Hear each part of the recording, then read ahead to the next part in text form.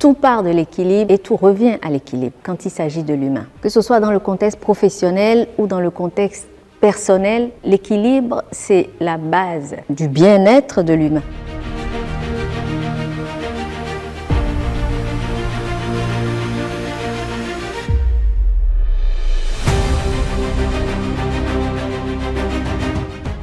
Notre ambition, c'est de ramener ce sujet. Nous l'aborderons sous 3 angles différents. Premier angle, c'est l'équilibre personnel. Comment je me sens, qu'est-ce qu'il me faut, mes valeurs, etc.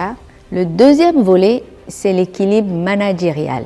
Comment, en tant que manager, on peut respecter nos objectifs en matière de performance et en même temps veiller à l'équilibre de mon équipe.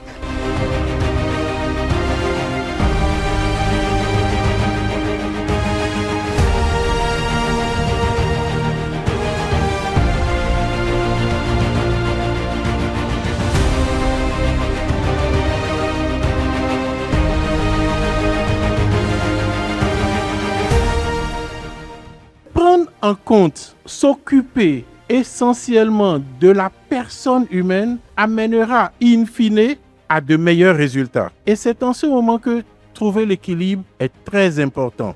Personne ne va vouloir rester si son équilibre psychologique n'est pas préservé. L'alignement entre les objectifs de l'individu et les objectifs organisationnels, qu'ils soient économiques en termes de performance financière, à part l'épanouissement au travail et à part le fait d'appartenir à une communauté professionnelle qu'on aime et beaucoup d'autres choses, l'alignement avec les objectifs économiques de l'entreprise, que les employeurs puissent l'assurer. La question des QVCT ou du bien travailler ensemble, c'est une responsabilité partagée. C'est une discipline d'arbitrage qui se joue dans les décisions de direction et parfois dans les décisions de conseil d'administration. La QVCT, ce n'est pas des cases à cocher. On ne l'impose à personne. C'est une question de vision. L'objectif doit être sincère, honnête et authentique. Dans ma démarche en tant que RH, quand je finis de voir tout ce qui est procédure, process, etc., il faut que j'arrive à parler au cœur des gens.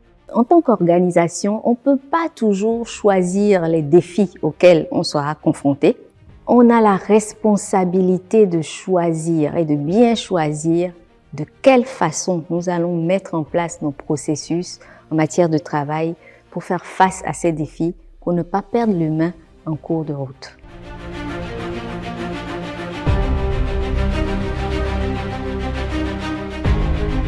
Nous encourageons vivement IPICA Consulting, car au fond, l'enjeu dépasse la qualité de vie et les conditions de travail. Il s'agit en effet de réconcilier les performances économiques avec la dignité humaine. Nous voulons ici exprimer la satisfaction et le soutien de l'OIT face à cette dynamique.